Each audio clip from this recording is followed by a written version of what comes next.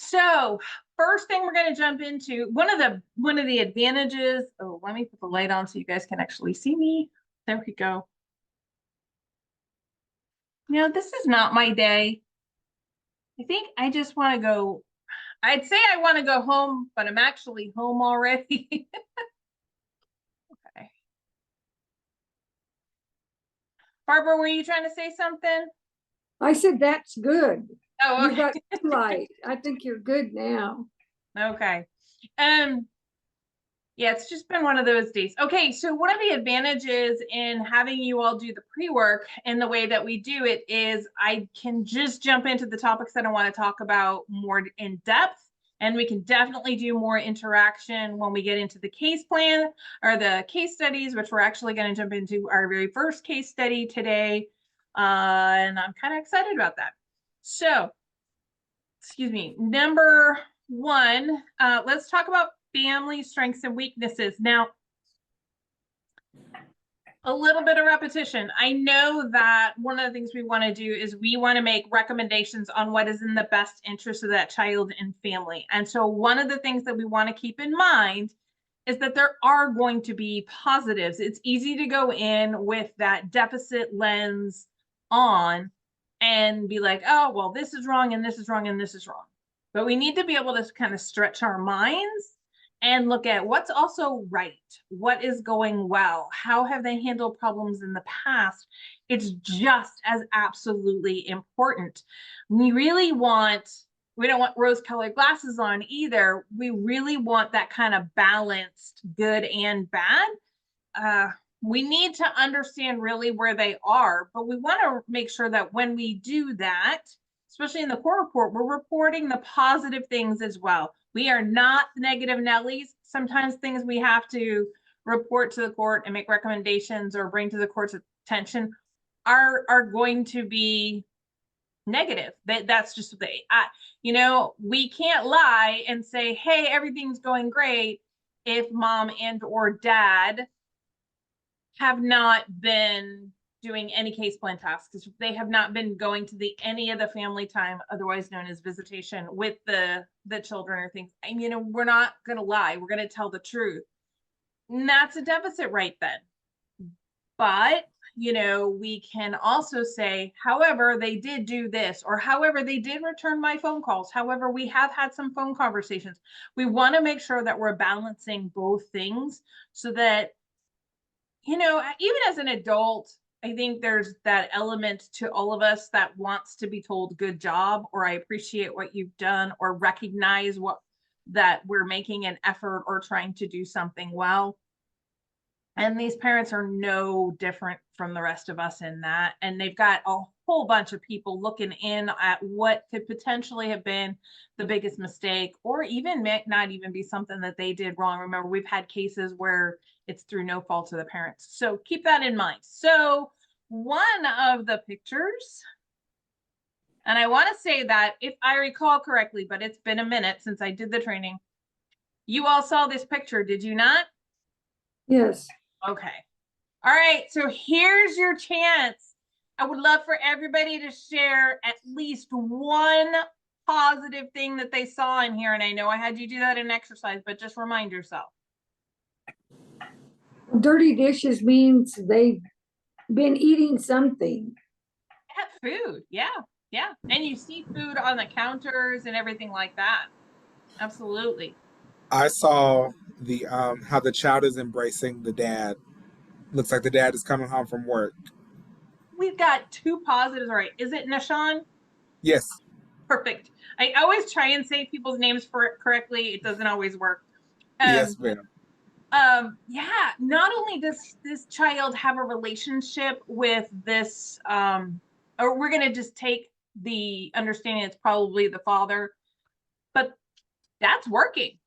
Those are two really positive things that we don't want to lose sight of here. We have a relationship here. That's awesome. What else? They have a house to live in, so they have shelter. We're not dealing with a family that's homeless right now. They do have shelter, whether they own it or they rent it or whatever, they have a place to live. Yes. I think I see the litter box, so they have a pet, maybe a cat. I don't know. They do. They have a cat, and they're, that's great for responsibility for children and, the family. There are so many things. I'm gonna go to the next slide for a second because we're gonna circle some, but yeah, dad's got a job. Mom, how about the fact that we have both parents in the home? That's, yeah, I get that Like, too. let's not overlook the fact that we have two parents in the home is amazing. Mom is with the children. They have electricity. There's healthy food there. It's not just bags of chips and stuff that you see. Now, I'm not Pollyanna here. The house is a wreck. And if I was walking in there, I'd be afraid to sit some places because I'd be like, this place is a wreck. Mom is smoking. Smoking is not good for her. It's not good for the kids. Like, it's easy to look at the bad stuff. Like, when I look at that picture, I'm overwhelmed. There's so much clutter. There's so much other stuff. But if you look at that picture, let's go back to the positives. I'm going to bounce back and forth to train our brains to kind of do the same. They have pictures on top of, I don't know, is that supposed to be a stereo system? I know this is a really, really old picture. It was in the 2007 training, and I just keep using it because it's one of the best pictures. But on what I think was the stereo system, they have pictures of their family. They spend time together. They do things together. Now, on the other hand, I see, furniture that's broken, and, there's a skateboard in the middle of the rib. I'm just waiting for someone to fall on that, only speaking from experience here with my own children when they were little, leaving stuff out. And man, that's the one time you don't look down when you're taking a step. But learn to do that. There are so many. Now, we only circled a few. I will tell you in this, and forgive me if I said it in the video, people used to have to look for 15 positive and 15 negative things. I promise you there are 15 of each. But I want us to start to really be mindful of how we look at a situation. It's easy to look at a situation and see the negatives because we want to help. But we also need to recognize that that family doesn't necessarily, it's not all negative. There are a lot of positives in it. And our job is not to fix things. Our job is to recommend, whether it be services or time or helping them understand kind of, hey, how could we do this better? How could we put more resources? How can we help them find more resources to help them together as a family and continue to be successful as a family? Okay. So could I have a volunteer read this excerpt from a poem from Walt Whitman, please? There was a child went forth every day, and the first object he looked upon and received with wonder or pity or love or dread, that object he became, and that object became part of him for the day or a certain part of the day, or for many years or stretching cycles of years. Thank you. So one of the things I always want to point out about this is, I don't know.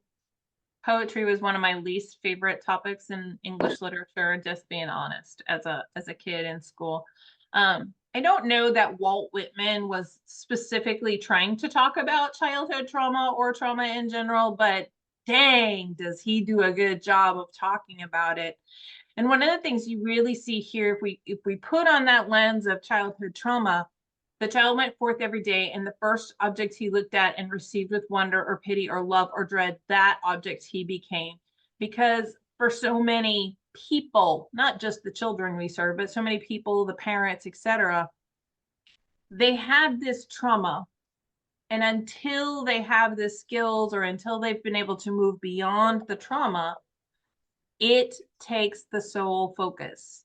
And they get stuck in this cycle of thinking about it and being re-traumatized by it and thinking about, which makes them think about it more, which makes them re-traumatized more.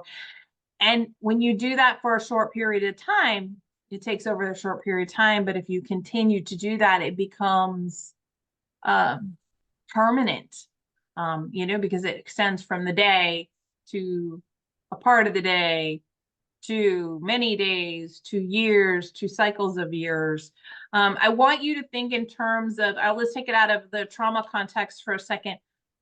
Think about negative self-talk. Okay.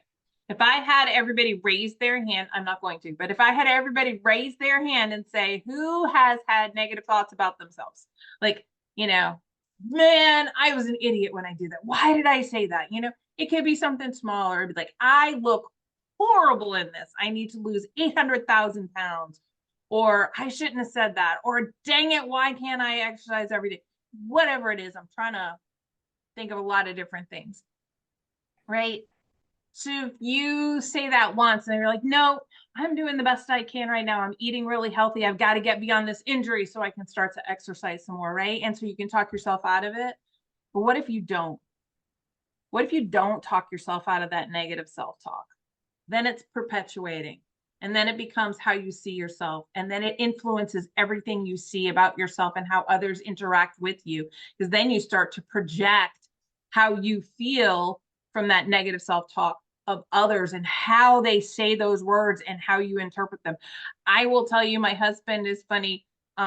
He'll say something and I will hear something completely different from what he said. And then he's like, how did you get that? I'll be like, and I'm like, hey, is this look okay? And he'll be like, yeah, it's fine. I'm like, it's fine. What's wrong with it? And he's like, I said it was fine. I don't get it. And he's like, I don't understand you, woman. It's because I'm interpreting what he says in my own lens. And the same thing happens with trauma, as can happen with us and negative self-talk. It becomes so ingrained in part of them that it becomes harder and harder for that child or those parents or anybody else to break beyond that. So I really appreciate what Walt Whitman said. Someday, maybe. It's doubtful. I'm still not a huge fan of poetry. I'll have to read the whole poem and see if he was actually talking about trauma or not. All right. So since we're talking about trauma, I'm going to ask, feel free to share, do not tell me the score if you did it, but who took the ACEs test? Who took it for themselves? Yeah? I read it, but yeah. Okay. All right. I did the first time. I will tell you, the first time I saw the ACEs test, one of the questions was different. And I used to argue the question, which is why I know that and then it changed and I can't even find an old copy of the test. I'll have to find my stuff. Because one of the things that used to give you an ACE score was if you had moved. And I was like, my kids are military kids, man. They moved all the time.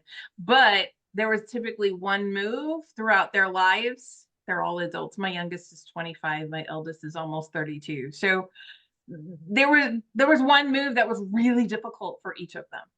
And I will tell you, I moved one town over in between first and second grade, and that was a huge traumatic move, completely changed who I was as a person for a long time. So I could get it. But now they've changed that with something else. So it's kind of funny. All right. Was anybody surprised by your ACEs score? No? Okay, that's good. I wasn't surprised by mine, but I was surprised by the average of the Kansans. Yeah, 7 or higher. Yeah. And that was in 2019, the 2019 study. What's funny, and I think I mentioned it in the video, if not, is that had come out. I was at a October or November conference, and that had literally come out just a day or two ahead, no more than a week. And of course, so they immediately did it. And it was funny because it was pre-pandemic, it was right before everything started to happen with that. So I was always interested to see if the score changed for the average after.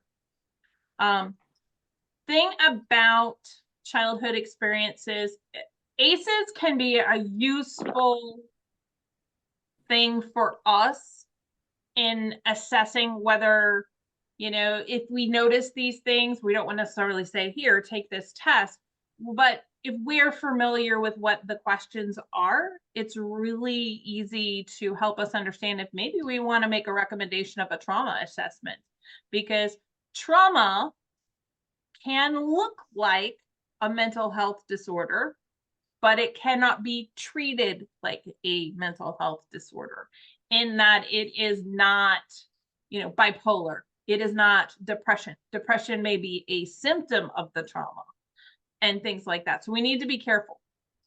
And one of the reasons why I'm really emphasizing this right now is because I want to make sure that people understand that your ACE score is not, and ACEs is not used to be a diagnosis. This is not a medical diagnosis. It is not even something that we should consider when reintegrating a child or making recommendations to reunify that family. It helps us determine whether we want to do a trauma assessment. It might help us to make sure we're really on with a trauma informed care, understanding and the language of how we speak with that.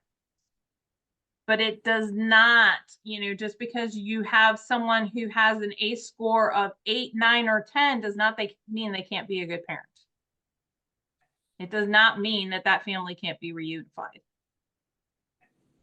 So always want to clarify that one. Okay, I'm going to go over the 7 C's of resilience. I swear that by this point in the day, since I'm an early morning person, it's almost like a tongue twister. And I look at it and I'm like, okay. So competence, that's the ability to handle the situation effectively. Confidence is your belief in your personal abilities. Connection is having strong ties to the family, community, a sense of belonging. That all comes in with connection. Character, this is having a solid set of morals and values to help determine right from wrong. And this, then we move to contribution, and that is more than just what you give. That is feeling like you're a valuable member of society. You're able to make a difference. You're valued within the family, the community, whatever group. Let's see, coping. This is the ability to handle stress and stressful situations appropriately, and then control. And I'm always telling people, control does not mean that you can control everything about it. My son, when he was little, before he learned how to play chess, he would play what we call RJ Super Chess. The rules were this: RJ can do whatever move he wants. He can move whatever piece he wants, whenever he wants, but you can only move your piece where he says and when he says. And so those were the rules to RJ Super Chess. He's actually an incredible chess player now, and ranks and all that kind of stuff. But that's how he started off. He had ultimate control over the board, and that is not what we're talking about here. Really, we're talking about control being the knowledge and ability to affect an outcome, but also the understanding of what you can and can't do, like how much you can affect an outcome. If I told you all that you had to wear a pink sunbonnet tomorrow and wear it all day long, I have no control over whether you actually do that or not. It's one of those things, and I like to make the jokes because I like to make you, to take it out of serious. We talk a lot about serious stuff. But if I had a little 6-week-old baby girl, I could definitely put a pink sunbonnet on her head because I have control over that. So understanding the difference in those is important. So what I'm going to do is I'm going to put you all in a breakout room. It's going to be 2 and 2. And I'm going to give you 3 minutes, which means after 2 minutes, I'm going to go ahead and call the rooms back, but you'll have that last minute for countdown before you're automatically brought back. And what's going to happen is I would like for you, the 2 people in each room, to discuss which one of these resiliency skills you think would be the hardest to help a child with, and which one do you think would be the easiest, obviously with a Y attached. Okay, so now we're going to make sure we can do this, and I'm going to do 2 rooms. And I'm gonna let it just assign you all a room. So everybody, there you go.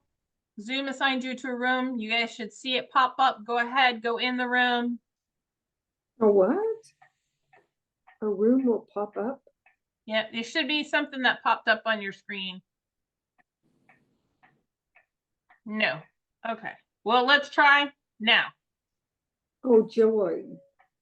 There you go. There you go. Go ahead and click join.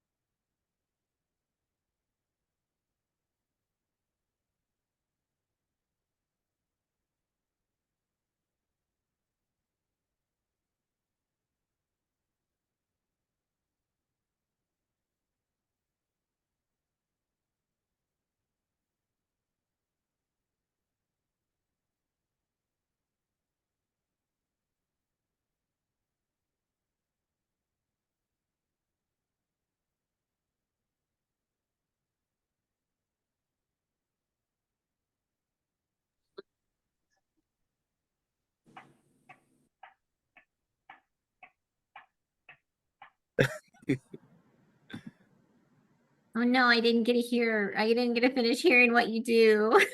Oh, I was just saying I'm the volunteer coordinator / juvenile offender supervisor, like volunteer supervisor. Oh my gosh, that's So yeah, and I amazing. actually just started. So Oh, that's so awesome. Very cool. All right, everybody. Who wants to share first? I love how Well- you guys all jump. Like, yeah, me, let's go. Yeah. Well, I could share. I was with Barb. I'm Cheryl. And I was with Barb, and we thought, I can't remember. Control was probably difficult. Mhm. A difficult one. And then I thought maybe connection would be an easier one just at this time for them, because they have a lot of people looking at them and connecting with them and listening to them, where it may not have always been like that and it may not continue, but at this point, their connection would be pretty easy. Awesome. Those sound great. Lori and Nishan? I'll go. So the hardest one for that I thought about would be competence. And the reason I chose that one would be no matter what age, whether they're 14, 15, or 5 to 7, do they really understand why they would be taken out of the house from their family, or why, yeah, I might have gotten hurt, but this is my family. Why would you take me from my family? Why would you take me from my mom or my dad? Right. So that's kind of where I was with the hard one. Laura, you want to go with your easy one? I think the easy one might be the connection that they have with people, because some of them are really friendly and outgoing, but that can also be the hardest as well. Oh, I love everybody's answers. So let me kind of go through competence. I agree, because you really can't handle a situation effectively because they don't even understand the whole situation. So competence. So what can they do? And this leads into what you all were talking about with regard to control. Here's where I'm going to make some suggestions. Don't be afraid to have that child take control by sharing what they want with the judge. Understanding that they're not at fault. Look, hey, look, your parents, mom, dad, 2 moms, 2 dads, whatever it ends up being, your parents, they made some poor choices. They need to do some stuff. And that's why we're all here. We're going to work together. And so what can you do? Like, what can you do in the future? What could you do? What choice could you make? And start to think about what choices they could make. You know, some of these kids, I will tell you, we had a little girl, and I don't actually get to tell this story very often anymore. We are going to call her Raven. Her name did begin with an R, but that wasn't it. She was about 6 when the case started. She was about 8.5 or 9 when the case ended. Now, I will tell you that this particular case, we were able to finally reunite the family. For a while, mom was not working the case plan. Dad was not in the picture at all. We actually couldn't figure out who dad was. So, you know, they have to do all the publishing and everything like that. But they were able to successfully reunify, and they are still successful in that reunification. They've never come back into the system in the state of Kansas or in any of our neighboring states. So like, it ends well. But what they did was, what could be different? You know, mom had an issue with drugs, and this was a drug neglect case. And Raven's rules were what they came up with, and that's how they could kind of take some control. Were, well, what would have to happen for you to feel comfortable to move back with mom? Because she didn't want to move back in with her mom, because she didn't want to live off of a ketchup packet that would be in their fridge every couple of days. Literally, the child was living off of a ketchup or a mustard packet like every couple of days. She would be lucky if she had 3 a week. So this was the kind of, you know, there was a poverty issue because there was a drug addiction issue in the home, right? So there was a long way to go. And so Raven said, okay, here are my rules. We have to have real food in the fridge. Mom has to make sure I go to school, because I can't miss school anymore. I get in trouble. I want clean clothes. There has to be, a mom has to have time to play with me and not ignore me. And she had like 7 or 8 rules, and her CASA volunteer advocate literally wrote them out, submitted them in a court report, and said, these are Raven's rules for reintegration. Well, let me tell you, first of all, the judge at the time, he is now the chief judge. He wasn't at the time. He's now our chief judge. He was like, and this is the new case plan. And he literally made Raven's rules part of the case plan. But what he did is, and she didn't want to come into court. She wasn't comfortable, but she was comfortable talking through her advocate. And so it went back and forth that like he heard her, and these became the things that needed to be in place. And until mom was willing to, there was not reintegration that was going to happen because Raven needed to have Raven's rules. So what ends up happening, she took some control and she built some competence. So those are some examples of how that you can do that with the child.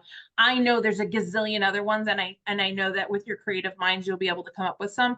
But sometimes if you hear a real story where some of the tough ones are built, it's helpful. You all said that connection is probably the easiest one. And I would agree with you. I think connection is one of the easiest ones. The other one that I don't want you to not consider is my favorite for building it in child, and that is contribution. It is easy for these children to get stuck in their own, I can't believe this happened. I'm angry with mom. Why isn't dad doing this? Like, this is taking a long time. When we can help them think about, what could we do to help mom with this? What can we do to help dad with this? You know, I'll bet there's other kids in that foster home that are going through the same thing. How could we make them smile? Obviously, I'm thinking about a little kid, but even with teens, you could like, listen, I get it. Life's not perfect. It's crappy right now. Things are tough. So let's think about who we can help so that they're not having the same crappy kind of situation right now. When kids start to think about contribution versus themselves, it helps break that trauma cycle in their brain, their negative self-talk, or whatever we want to allude to it as. That is sometimes one of the easiest ones because it's also something they can do. These children, while we're building the resilience, they get it. They're going to therapy and they're learning coping skills and different things like that. But one of the things is they're waiting for everything to happen to them. There's not a lot of these that are as proactive as others. Contribution is very proactive. This is something they can do. There are those, and many people are, the majority of people are like, when faced with a problem, they want to do something. They want to be active in solving it. And even if they can't solve their own problem at the time, although we give them the ability to contribute to the court report every time and to talk to the judge and make sure that everybody's aware and make sure their voice is heard, by having them do that and then step beyond that into contribution and helping others that might be in the same situation, or a sibling or a parent or even someone else in the foster home or school or whatever, it helps them think beyond themselves and actually builds resilience really, really well in those things. Because if they're reliving something, breaking it by having them actively do something else helps. Questions on this?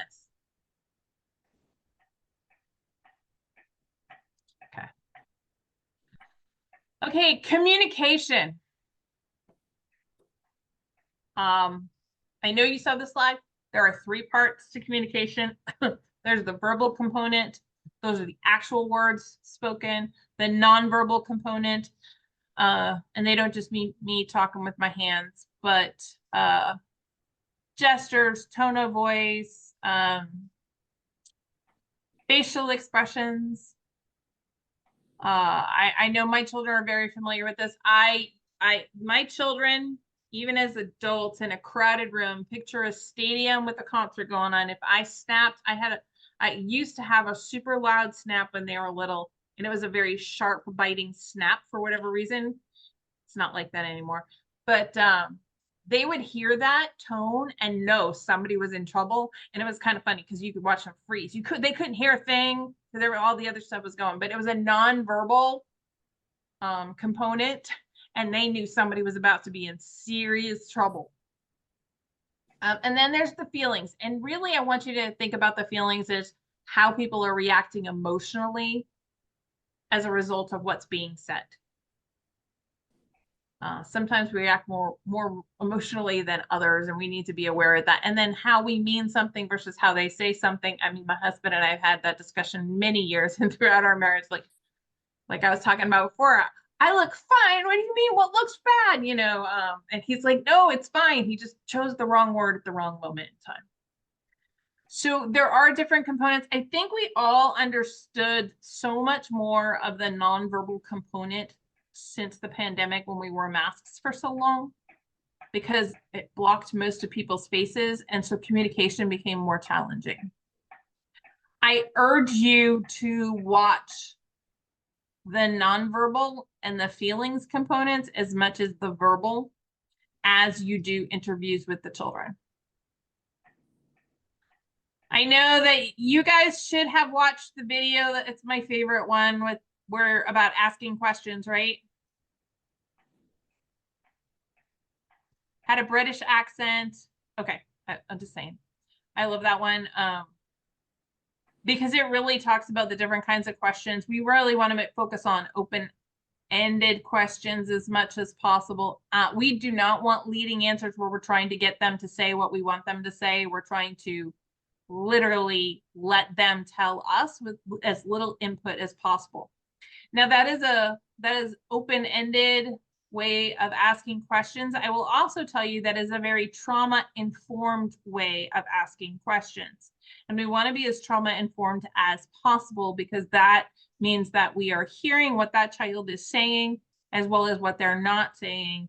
And we're in a supportive environment where we're not leading the questions. For instance, I need everybody put your imagination to work, your memory skills to work. I want you to think of a time where you were dealing with a lot. You were a moment in time where you were stressed beyond belief, right? Now I want you to think for a second of how you would try and describe that to someone else.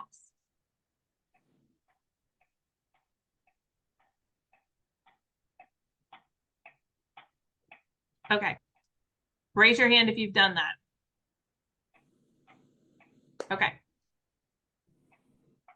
How many of you, when describing it, were taking it from a very logical step-by-step approach? Okay. How many of you were talking, and then this was happening, this was happening, this was happening, you're kind of jumping around with what you were saying? How many of you associated a sight, like a visual moment came back, a smell came back, a sound came back, some part of your senses was related to that moment? So a lot of times when we're asking questions, we not being in that moment of trauma or high stress, because high stress is, I'm not saying high stress is a form of trauma, but like it's very similar in some ways. How do we can sit there and go, okay, so what happened? And then what happened? And then what happened? Because in our minds, we're listening to a story, right? And there's a beginning, there's a middle, there's an end.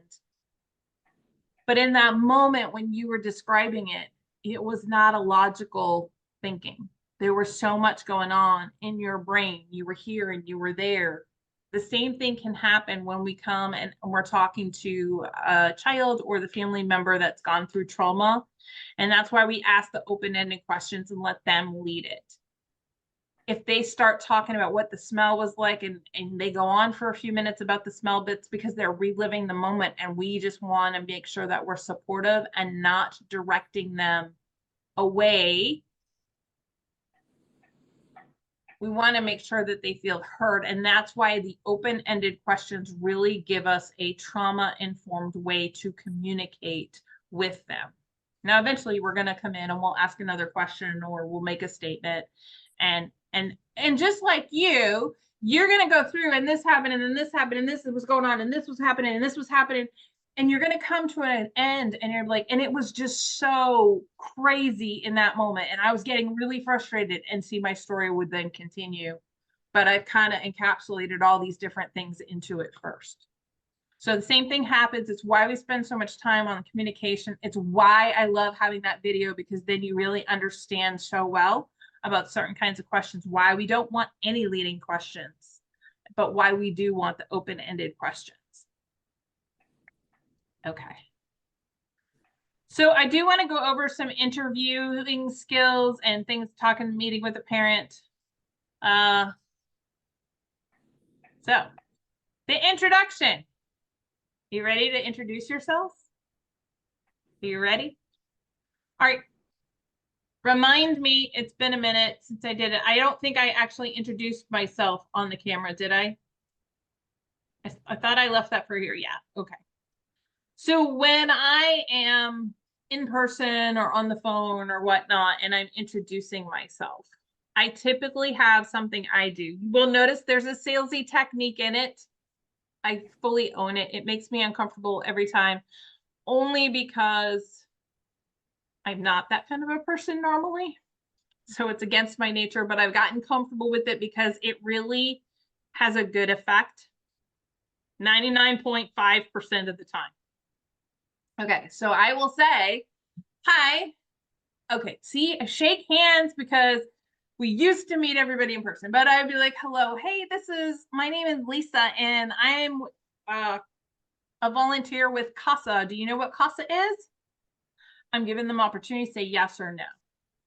But it doesn't matter what they say, because if they say yes, then I'm going to say, oh, so you know it stands for Court-Appointed Special Advocates. Or if they say no, oh, well, it stands for Court-Appointed Special Advocates. See, it doesn't matter. My job is to meet with the children and the parents and everything in a case and help figure out and make recommendations on what's in the best interest of the children. And you want what's best for your child, right? There's my salesy at the end. Did everybody notice that sales technique at the end? You want what's best for your child, right? Because I'm trying to get them on board with that. Now, I will tell you, I've been doing this since 2015 with this particular program, and I've had one parent over that amount of time say no. And I went, oh, well, can you help me understand that? And they're like, I want what's best for my child. I'm like, oh yeah, well then that's not a problem. Then we can work together and make this happen. And they're like, oh, okay. So they thought it wasn't even really a no. It was more of a, they didn't want to think about anything other than them being the best interest of the child. And I'm ready because, you know, most of the cases, a huge majority of the cases, the parents are what's best for the children.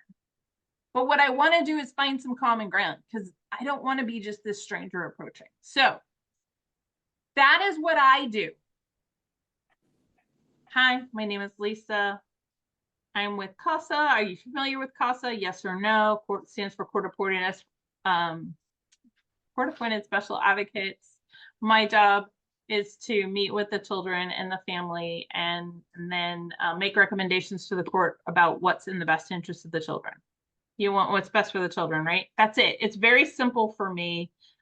Now, I'm going to send you into the room again. I know. I think it'll send you to the same rooms, but I want you to introduce yourself to each other. So I'm going to give you 5 minutes, 2 minutes for one person, 2 minutes for another person to introduce. Feel free to use my words. Feel free to make it your own. The biggest thing is, don't worry about, don't try and explain everything. Just practice introducing yourself, okay? All right. I have a question. Do Yeah. we give them our last name? Now that is up to you. I typically will. I typically will, but most of the time I'm giving them my business card. I meet with a lot of parents when we're first assigned, and I basically give that same speech. So I give it more often than an average volunteer. Some volunteers do not want to give their last name. They just want, but I will tell you that they're going to figure out your last name anyway. So I don't have a problem.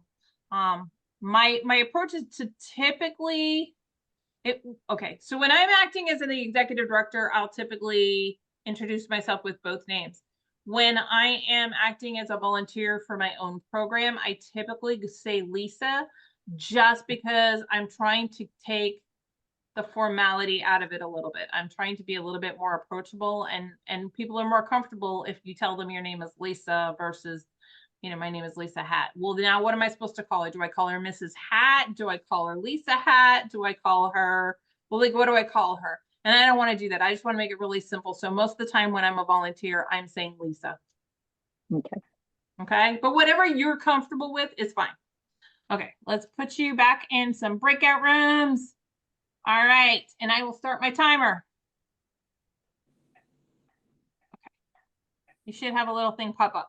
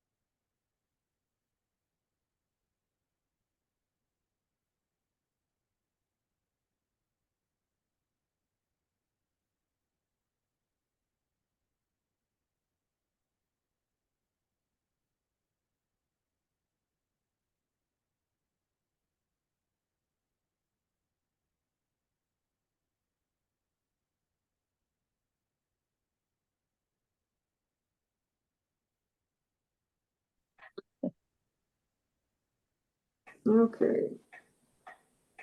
Here we go. All right, be honest, how was it? I'm gonna need to practice. Yeah, we had a few stumbles. Okay, Not bad. anybody else? So typically, what I hear is that it was really uncomfortable and it didn't go well.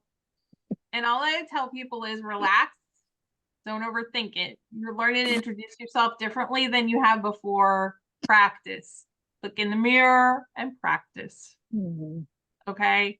So everybody needs to just relax. If it wasn't the greatest experience, that means it's pretty typical. If it went well, then you need to pat yourself on the back because that is typically not the response we get. Don't feel like you have to imitate what I did.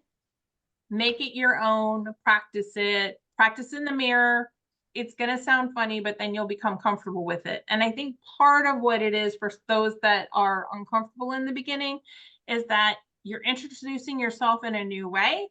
And I think that there's this concern, even subconsciously, that you're going to have to explain what CASA is and does. And you're not always comfortable with that yourself because you're like, there's a lot. Don't worry about it. You have help. You'll get through it. Okay. So I want to talk about the interviews. Obviously, I know I've said it before, but again, conversation, not interrogation. We are having a conversation. I talked about the notes, we talked about confidentiality in the training. I talked about confidentiality and information. What can you do outside of the case? Nothing, ever. Even long after the case is closed and you are no longer volunteering with your program. Within the case, only those that when I went through that confidentiality chart that very first week. How visits typically go? They are typically just a sit down kind of conversation where you're going to be taking notes. You're going to be asking questions. They can ask questions of you. Don't want to share a lot of personal information. I share that I have kids and I have grandkids, right? If I've got a little one, I have a grandchild about your age, and that's about it. They live on the other side of the country, kind of Kansas is in the middle. They live on one of the sides, and it's not that big of a deal. Let's see. I typically come in, I'm like, hey, how you doing? So how are things been going? Talk about something that I knew, like if they did a school play or they had like assembly or we're in summer vacation. What have you been doing for summer vacation? Wherever the conversation starts, let it flow. If the questions that I wanted the answers to haven't come up in conversation, I typically tell them right at the very first one, hey, by the way, I have certain questions I'm going to ask you every time. So at the end, if they haven't brought it up already, most of my kids will, believe it or not. I'll be like, okay, so what? I have to ask my same questions every time. What do you want me to share with the judge? What do you think the judge needs to know? And then, I'm right there with them. Any other questions? How's it been going with, this, that, the other thing? So, okay. If they're all in the same house, if they haven't removed them, do you do it all separate? I will do certain things together and then I will spend time separately with everyone. And that means if there's 2 children, I'll spend time with the 2 children together, but I'll also spend time with each child individually. It is really important that you spend time with each person individually, separate room, whatnot. Okay. Yep. Good question. Because I've had children in front of placement say one thing, and then in another room say, I wasn't really, like I wanted to say something else, but I didn't want to make them mad.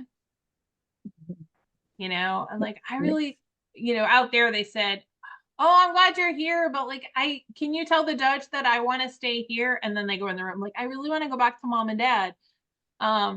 And that's normal. And I know that placement would, if they've done foster care for any amount of time, is going to get that. But like the kids all like, it's a secret. I'm like, got it. No problem. We got this. I'll make sure the judge knows what you really think, just because you don't want that intimidation factor. And so, yeah. So I will say that when they are of a certain age, or if you've ever had any kind of sexual abuse or sexual misconduct involved in the case at all, typically this is where I like to do a park or a house where we're over in a corner and everybody can see, but we can still have a private conversation, because I don't necessarily want to be alone in a room with a child. Not that they're going to make an allegation against you, but they'll feel more comfortable and you are observing, you're protected that way. Okay, so those things. You want to encourage whoever you're talking to, the mom, the dad, the child, to engage in conversation. It's back and forth. It's not me asking a whole bunch of questions. And really one of the things is focus on the open-ended questions that can't be answered with a simple yes, no, or one-word answer. I know, having had teens myself, that is really interesting to do sometimes. You've got to get creative in your questions. And so this is why I suggest you think about what you want to ask and maybe some questions, and you put it down on those pages like I showed you in the training. I will tell you that when I am in visits and when I have been in visits, I will typically, how shall I put this? I will act in a manner where I'm listening actively, which I am, but I will also play a little bit dumb in certain things. For instance, when I had a case of the 6-month-old, right? And the maternal grandparents were placement. So it was a family placement. And there was a no contact order with dad. Dad was not supposed to get any information about the baby. He wasn't supposed to see the baby. He wasn't supposed to talk to the baby over the phone. He was in prison at the time. But he was supposed to have no contact. And the grandparents weren't supposed to have contact with him, to the point where the judge said if it happened, she would consider removing the child from the home and putting the child in foster care. So I was going there, and I kid you not, every stinking week, I would ask the question, so have you had any contact with so-and-so, the dad? And they would say, oh yeah, we talked to him on the phone. He talked to the baby. She didn't really know what was going on. She's only 7 months old, but he heard the words. I was like, oh, cool. Now I know in my head, I'm like, oy vey, that means you broke the no contact order. Good. But I would play dumb in that I would so I know there was a no contact order. Did that get lifted? I know it didn't. But I'm always like, at least it could be wrong. No problem. And so I would ask, and they consistently would say, oh no, dad said that his lawyer told him it wasn't in place anymore. Okay. And then I was like, well, I'm not sure about that. I will check back to you and I will let you know tomorrow once I get confirmation one way or another. And I did. I would check with the county attorney's office. You would check with your CASA staff person, your volunteer coordinator, or your volunteer supervisor. Staff typically will check with the county attorney's office just to verify that it hasn't, or now we can check Odyssey ourselves to see if it's been lifted or not. And they would say no, and I would make my phone call back, and I visited every 2 weeks. And guess what? Every 2 weeks for a period of about 2 months. And of course, I had to include in my court report, I had to do a report on this. So sometimes I play a little dumb because I'm like, oh, I didn't know that has been lifted. Just because and that way when they're telling me a lie, I can first of all spot the lie, and second of all, I know it's a lie, but I'm gonna give me your best shot. My job is not to call you on your lie necessarily, but then remember, whatever they tell us, think of the old historic term, trust but verify. So if they tell me they have completed a parenting class. That's awesome. Do you have a picture? Do you have the certificate so I can get a picture, or can you email a copy of the certificate so that I can put that down there and prove it? You know, just in case anybody in court questions. I'm not telling them I'm questioning, even though in my brain I'm like, no, you didn't. Like, nobody's been able to contact you for the last 2.5 weeks. I don't think so, but whatever. Okay. So meanwhile, that's the conversation in my head, but I'm like, hey, can I just verify, like, please? Oh, I don't know where it is. Okay, I can't put it in my report unless you send me that certificate. Oh, okay, I'll get it to you. And so then typically what I'll put in my report is, you know, mom told the CASA advocate, because we speak in third person, mom told the CASA advocate that mom had completed a parenting class. However, was unable to give a copy of the certificate to CASA. CASA tried to verify with St. Francis or TFI, whoever, or KVC, whoever it is in your area. And no one has record of the completion, right? So what I did is I put in there that they told me they did it, but then I tried to verify, and then I put in how I tried to verify. And that is really helpful to the judge, because then they can say, hey, I see that you did this. That's awesome. Where's the certificate? Okay, well, I lost it, you know, because sometimes the parents move a lot and they might really have completed it and they might really have lost it. But then now that everybody's aware, a lot of times the caseworker will be like, oh, I can reach out to so-and-so and get a copy. Or unfortunately, you're going to have to retake it because they don't keep a copy of who successfully completes. So you've moved the case along a little bit, but you can tell them how you tried to verify, but you can't. So, okay. Asking the right questions. All right. I know I went over this in training. Do you want to live with your mom or your dad is never a question we want to ask. That's a closed question. So if you could live anywhere you wanted, where would it be? Feel free to steal this question. I talked about on the moon. In a capsule on the moon was literally her response, which is always so fun. But you know, you can ask that question. A teen or an older child's gonna know what you want. Like if you could live anywhere. And so sometimes they'll be like, oh, I want to live with my mom and dad. No, like, no. Come on.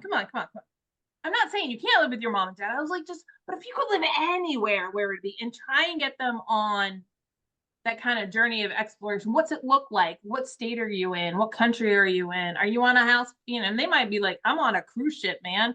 I'm living at Disney World. That's awesome.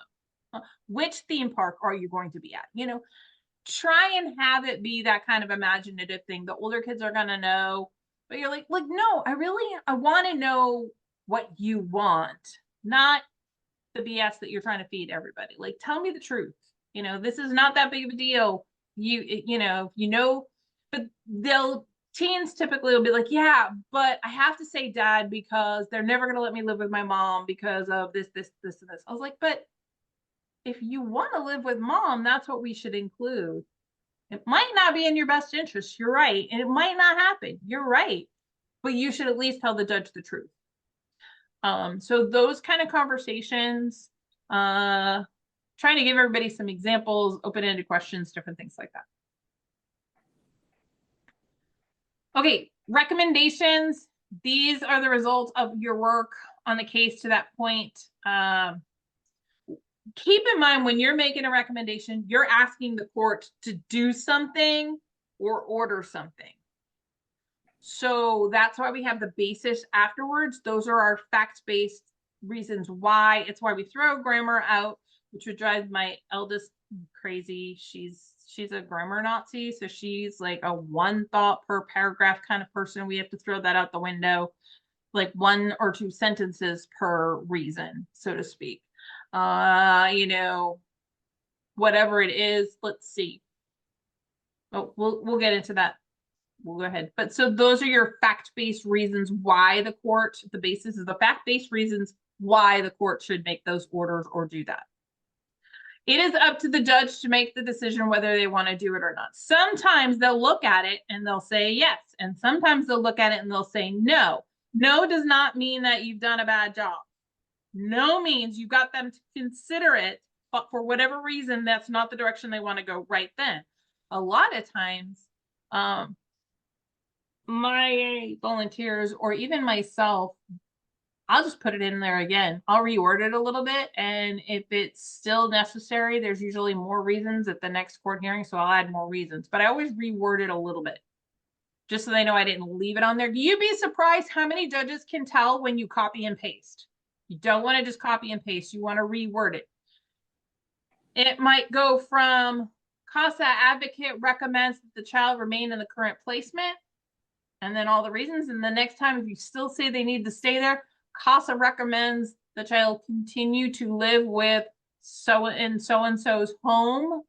See, it's the same recommendation, but I changed it up a little bit so the judge knows that this is fresh and new information. Recommendations should be very clearly written, very concise. One recommendation or one thing per recommendation.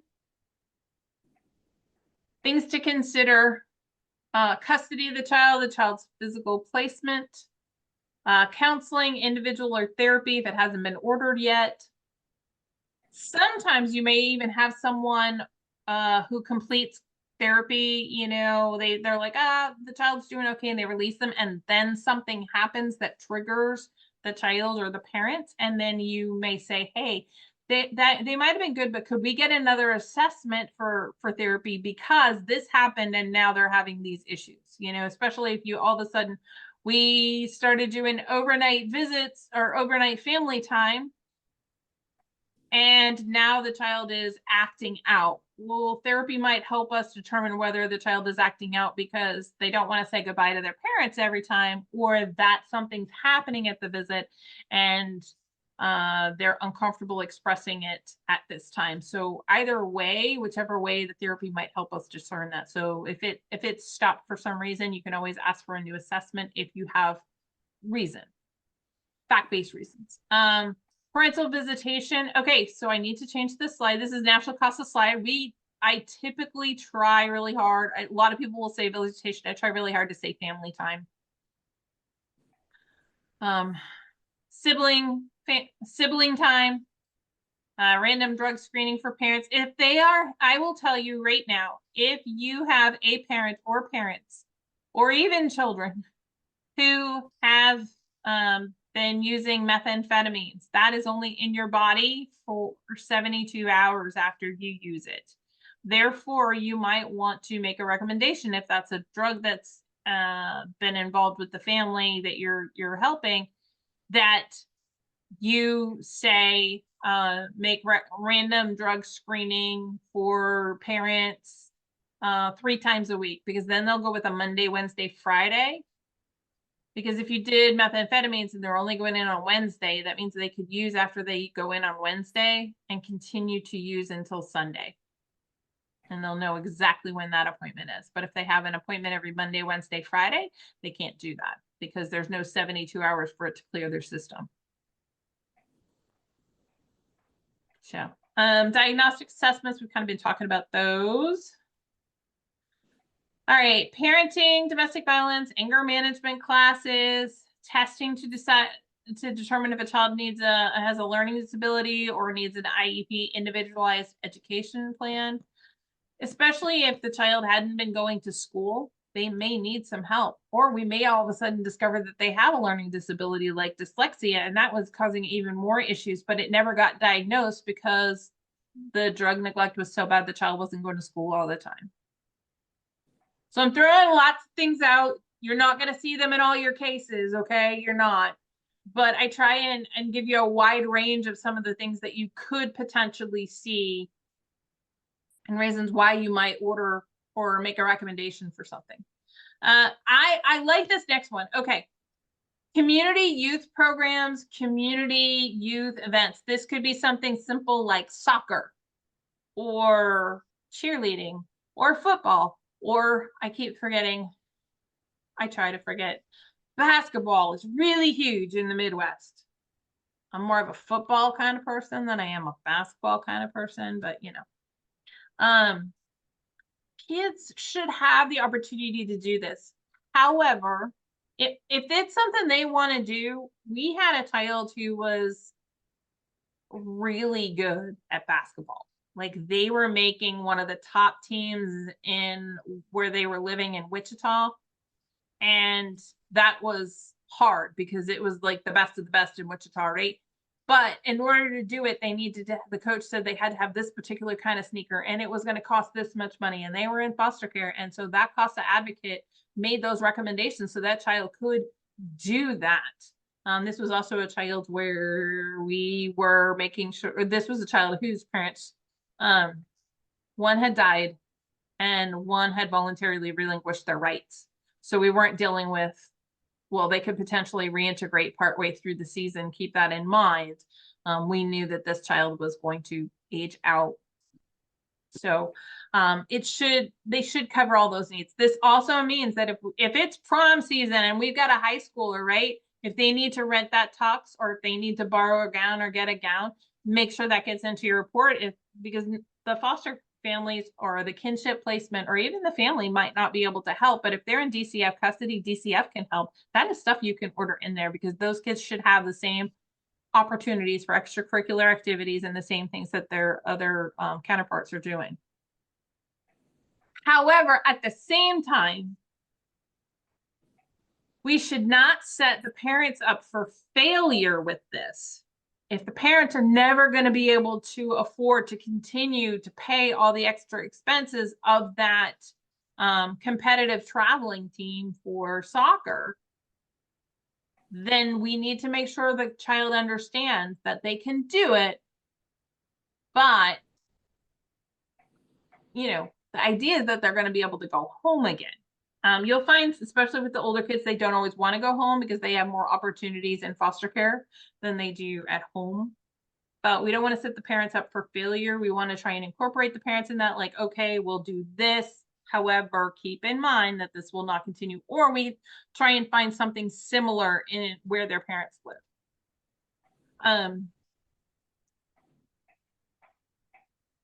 And okay, so the next two, it says it should be supported in the body of the report and should include outcome measures. So it should be, when I talk about outcome measures, like this season, this recreational sport is this season. So they want to, play this for this amount of time.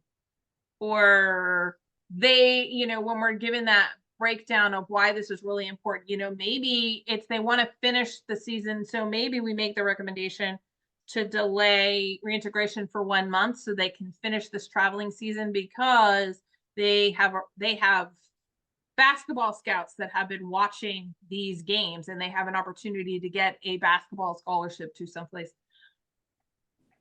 Think about those sort of things. You're going to want to have that in that update on the child. And that's an outcome measurement. Like, okay. And most parents at that point were like, no, let them do it, And so that's why it's a conversation that you're going to have, but making them aware. So I know I spent a lot of time on that, but that's something that often gets overlooked. There's some of these, what we think of as extracurricular activities that these children then get. They should still have that same opportunity. They should not have to miss prom. Like I know one young lady had to miss prom because she didn't have a CASA advocate. And when she came to the court, the judge was like, so how was prom? She goes, I couldn't go. I couldn't afford a dress. And then the judge had a conversation with the social worker, like, well, why didn't she have a dress? So I want to make sure we're all aware that that's going on so we can advocate. Okay. The blue case. Is this the video that you guys were having trouble watching where they were doing No. Okay. Oh, I didn't. But Okay. Let's look at this for a second. So 10 days ago, Deshaun Blue, who's a 2-month-old baby, appeared to show signs of shaken baby syndrome. Okay, I will tell you, we in the regular world call it shaken baby syndrome. In the medical world, you will see it described as abusive head trauma. Okay, so be familiar with that term. It's funny. My husband was medical in the military before he retired, and my daughter is an RN right now, and so I got a lot of medical people in my house, or I still have one.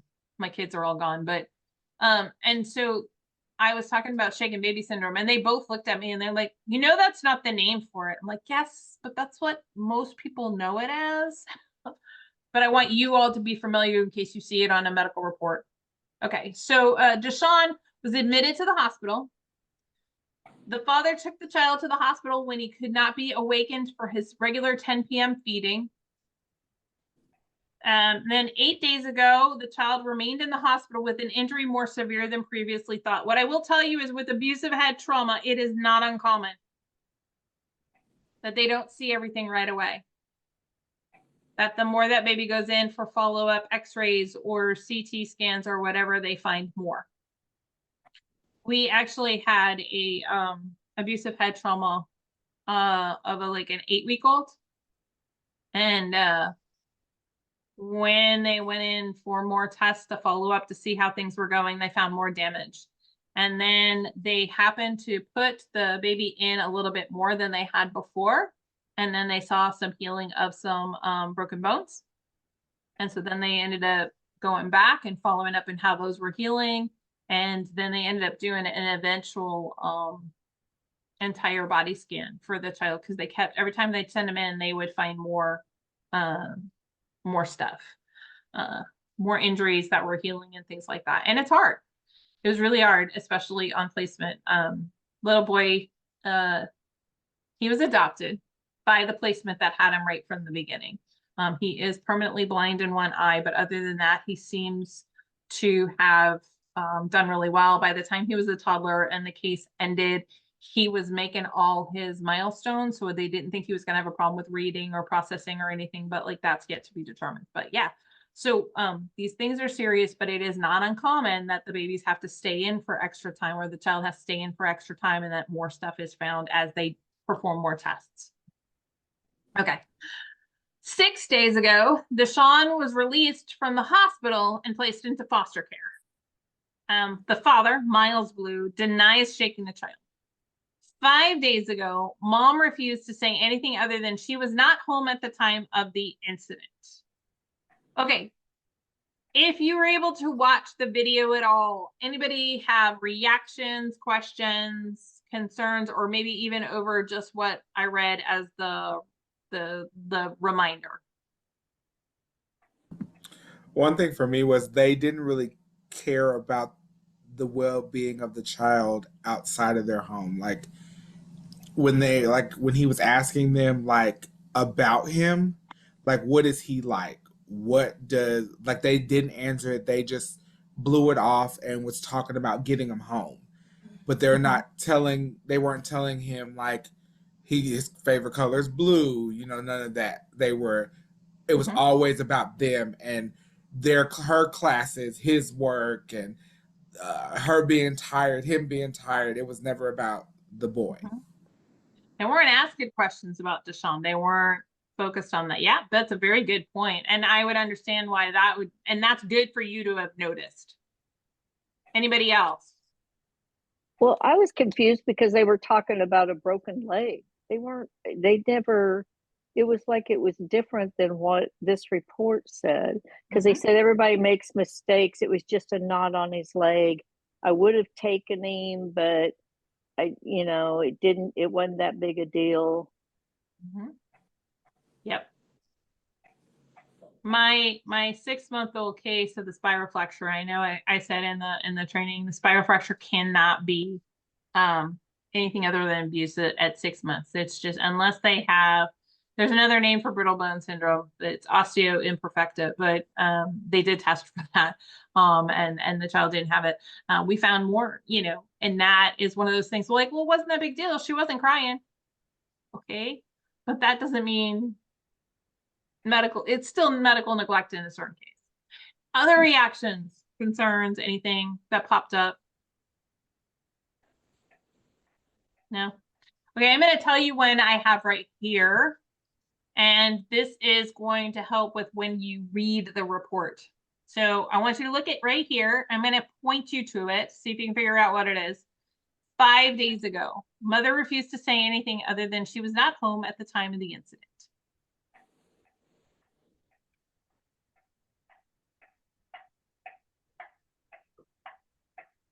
Don't feel bad.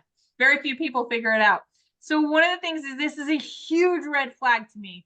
Why? Well, we don't know when the incident happened. So if we don't know when it happened, how does mom know she wasn't home? Mom can only know that she wasn't home if she knew when it happened. See what I'm saying? Mhm. Now I am reading into this. Yes, this is a red flag as I'm reading through the case report, right? Because you're going to read through your case before you meet with anybody. You're going to read through your case and then decide who you're going to go talk to, what you want to find out about, and things like that. So when you're reading through the case, I'm reading something like that and I'm like, whoa, whoa, whoa, whoa, whoa. So this is a perfect time for me to ask one of my favorite questions of parents, very first visit. How did we get here? I'm not, tell me what happened. I'm not like, take me through this. Like, how did we get here? And I can hear their perspective. And if I hear mom going, and I don't know, you know, like we think it happened during this time, but we're not really sure if it happened during this time. I was out, so I don't even know. All I know is when I came home, this had happened. Okay, then that 5 days ago was not as much of a red flag. But if mom's like, no, I wasn't here. I was here when it happened. Now I'm like, wait, how do you know exactly when it happened? Because nobody said the baby was shaken. You're talking about a knot on the leg, not anything else. Wait, what's going on? There's more information here. So keep in mind, this is a red flag while I read. This is where I'm going to want to have some of those open-ended questions coming in. Take, you know, how did we get here? Walk me through every, like, you know, and I actually had on my very first case, mom was like, I don't know. Like this happened. And then, so she had gotten arrested for, she and her boyfriend were fighting, not fist fighting, but just really loud. So the neighbors called the cops and the law enforcement came, and she was drunk and he was drunk, but she was arrested. She bailed out. She came back. The fight continued. Law enforcement was called a second time to the same address within like 3 or 4 hours, and they arrested them both again, but they didn't think that they would be able to bail out, and there was no one else to take custody of the child legally. So they had to bring the child into police protective custody at that point to even just try and, first of all, to make sure the child was okay, but second of all, to try and find someone. The child did end up going to a kinship placement, went to an uncle's house, but they couldn't tell mom because now we're like, wait, what's going on? Mom actually did end up bailing out again, but she couldn't figure out why her child was taken. Why didn't they just, you know, why couldn't I just left my child with a neighbor? You know, it's because they didn't know how quickly mom was going to be able to bond out or how long she was going to be there. So sometimes they don't know, but now I have the whole story because she told it to me. So keep in mind, this is where you want to use those kind of questions, those open-ended, and let them tell. Okay. I have a question. Mhm. You know, when you're asking, we're not investigators. These things about how that happened and who did it would, to me, typically be answered in an investigation by a social worker or a police or whatever. Now, I suppose if we could add some facts or some context to that, but you know, I have a hard time seeing it as our duty to investigate what happened. However, and you're absolutely right. However, by me asking mom or dad, how did we get here? I'm listening to their perspective of where they are. Okay, I mean, and that is okay, but it did bother me in that whole scenario that nobody has told me, or I'm asking questions like I don't know what the investigation decided happened. I mean, a social worker is going to have to say, our best guess is dad did it. Mom says she wasn't home. You know, I can understand how a CASA worker might be able to expand on the investigation. But you would go in there with some sort of that a social worker has determined that somebody abused that child. But that may not have been determined yet, especially if we're only 10 days into the case. So the social worker doesn't determine whether the child has been abused or not. That is actually something that the judge does at adjudication. That's when the judge makes the ruling that the child is or is not a child in need of care, or is not a victim of abuse or neglect. That happens at that adjudication hearing that I talked about in the very first pre-work. What we're trying to do is we're trying to get a take on what dad says and what mom says, and kind of see where they're coming from and get some background information, because we're trying to determine if there's a safety risk, if what we need to reintegrating the child back at home in our own mind, because are we going to recommend the child be returned to the house or no? Are we going to recommend that, you know, there's some that there's an anger assessment done for one of the parents? Well, these are what we're going to use that conversation with mom and dad, asking how did we get here, to determine. We're going to use this information from this interview and from the conversations to then turn them into recommendations of what does this family need, what could we help them with, etc. Does that help you? I'm not trying to solve who done it, and then I'm not the criminal investigator. That's a whole other thing, and you may not be aware of what's going on with that investigation. That's criminal. That's not what we're doing. I need Well, to. the social worker's job to make that determination. No, it is not. That is law enforcement decides if it's criminal, and the judge decides if the child is a victim of child abuse or neglect. So I have a question. So you say it's not necessarily our job to figure out like exactly what, like the criminal side of it and exactly Right. what happened. But aren't we, if we're asking the parent, like how do we get here? Won't we know? Like, and then also with the court file, won't we see that as well? You may not. So you're going to see why the case started. You're going to see potentially the law enforcement affidavit that came when they removed the child from the home, and what that was presented to the judge to remove the child from the home. You will not necessarily see who done it, because at this point we don't know who did it. We don't know who shook Deshaun. And to a certain extent, I don't know that it matters who took Deshaun. What we're trying to determine is it safe for Deshaun to return home right now? And then what has to happen for it to be safe? What has to be put in place or happen for Deshaun to safely return home is what we're looking at. I got you. Okay. Okay. Yeah, the criminal side will be ongoing. That will not necessarily be something that we're a part of, because that's a criminal case that's completely separate from us. But how did we get here? You know, it's more a matter of, I'm trying to determine, you know, when we look at this video in the Blue case, I got to be honest, I'm thinking therapy, some family therapy, maybe some parenting classes, some awareness about shaken baby syndrome. I'm thinking a lot of different possibilities.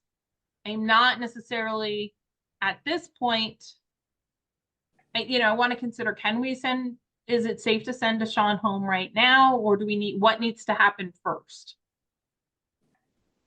Does that answer your question, Barbara?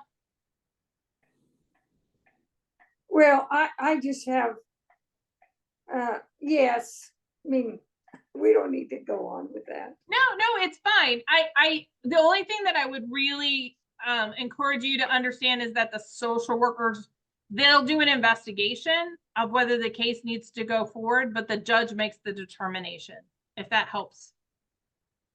Well, I used to work for DCF, so I understand there is a process within the system where a social worker makes a determination of whether or not within the system this child has been abused or neglected. And that goes kind of a different way. It's very parallel to the child needed care case. but there is a determination within the system made. Now, in the child needed care case, you take that evidence to the judge, and yes, he makes the determination. Right. Yeah, and I think you might be, when we talked about it in the very first initial pre-work, the determination, the DCF does an investigation as to whether or not the case goes forward. You know, whether something has been substantiated or unsubstantiated. And I think that's what you're referring to. Right. Right, yeah. And I And so think, in that investigation, you do make, either you don't make a finding because you don't know, or you make a finding based on what you know or what you think you know. right. And I guess for me, I'm thinking in legal terms because we're involved in the legal part of the case. And so substantiated or unsubstantiated enters the picture from DCF. And that sends it forward, but the judge makes the legal determination. So. All right. So recommendations and basis. What I mentioned a whole bunch of stuff, but what would you recommend for the blue case? I need everybody to think of something that you would make a recommendation. And I want you to kind of give me your reasoning, your fact-based reasoning. You're just assigned to the case.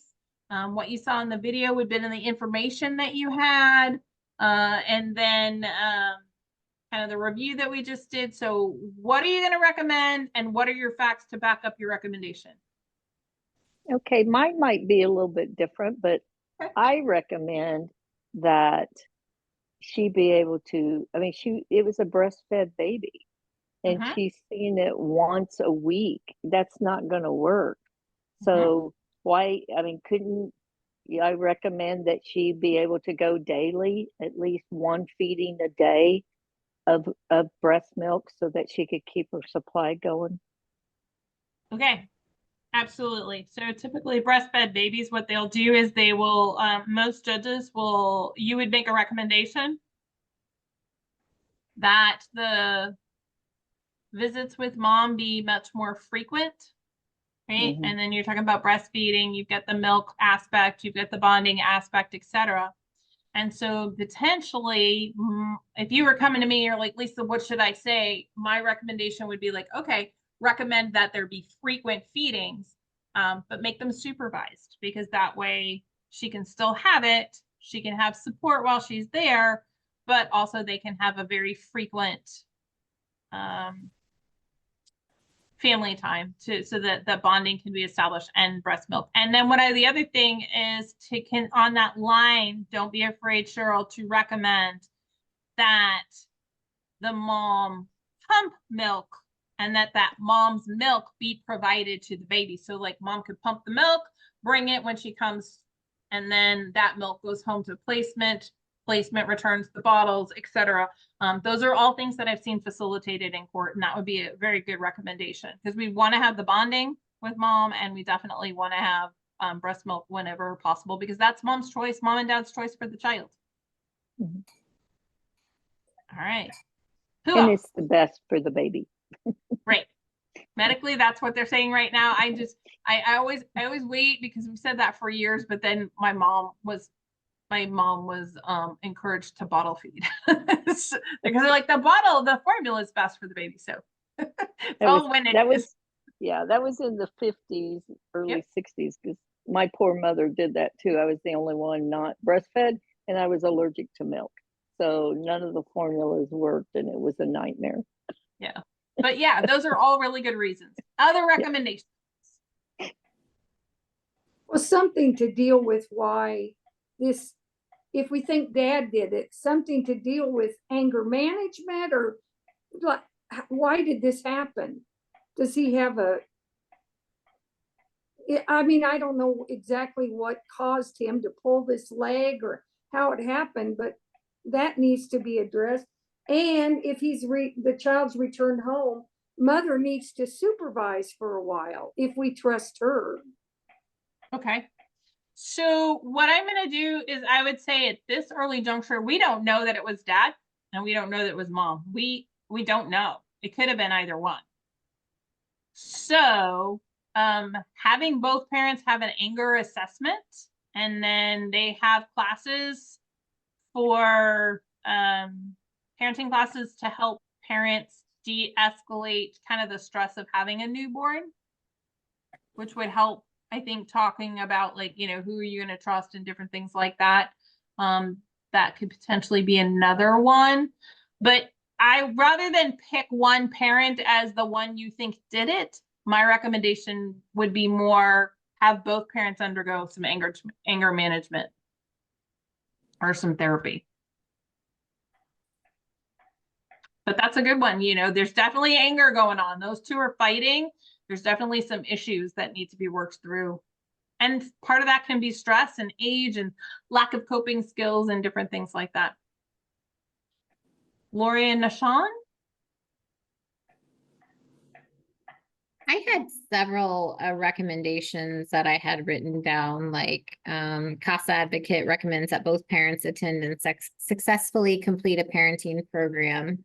Yep.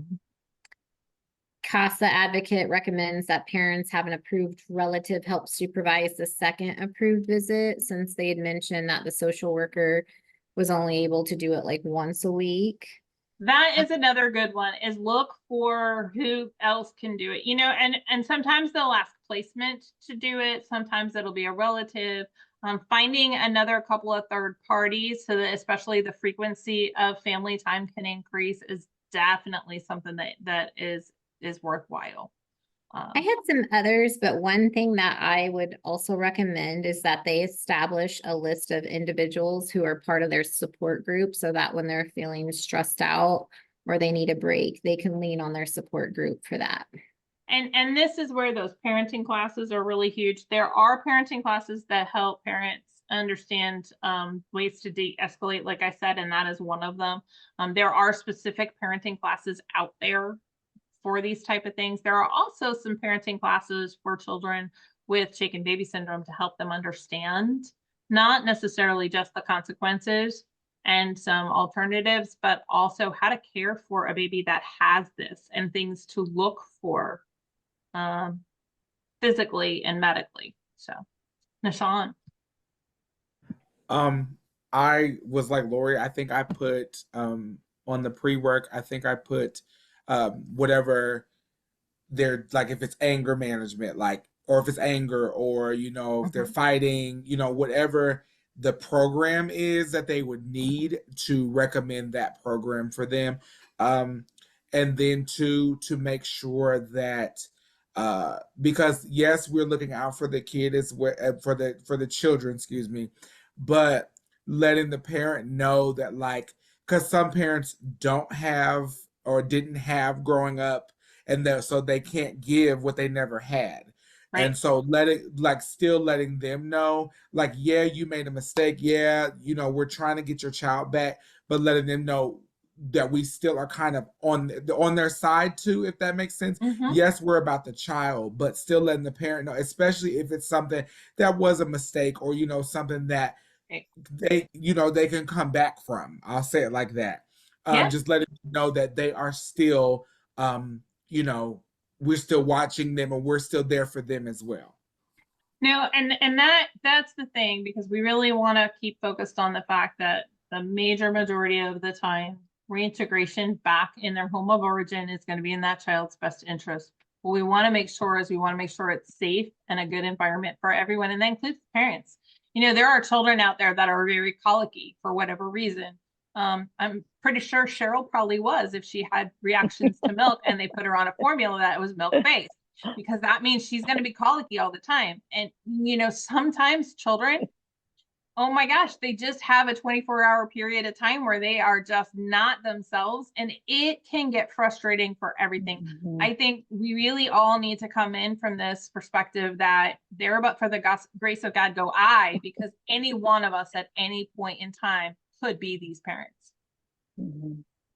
We like to think that we were above all this, that we wouldn't make that mistake, but you know what? We could have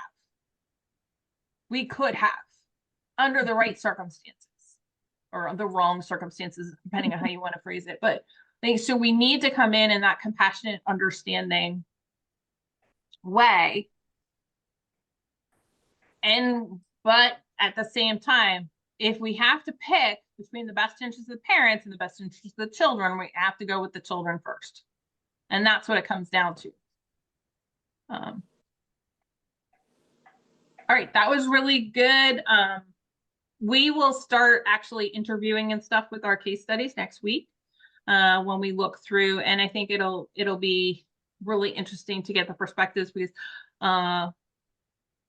when you watch it, this is very beginning of a case. That's why I wanted to get the video in there, because normally they only had you read through some of the case information and there's not much in there more than what you saw here. And so that's not really helpful, just reading. So we'll get much more interactive. Does anybody have any questions on this up to this point? Okay. All right. You all came up with awesome ones. I love the fact that we're looking for sources of success for these parents. And I also love that we want to try and have that support system established.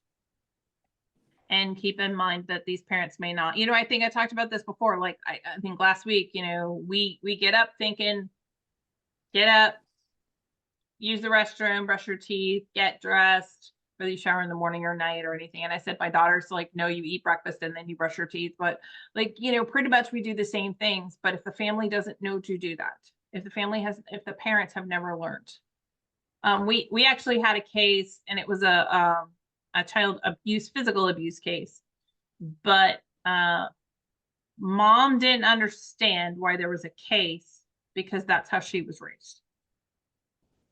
So we had to help her understand that she should not have been raised like that, not to cast blame, but to help her understand, I'm really sorry that happened to you.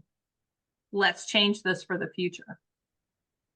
And mom she rejected the fact that you're not supposed to basically beat your child into the hospital, because it had happened to her. And then once she finally saw that we weren't trying to make her the bad guy as much as we were trying to help the whole family, it became a different approach. And then she was much more willing to hear that.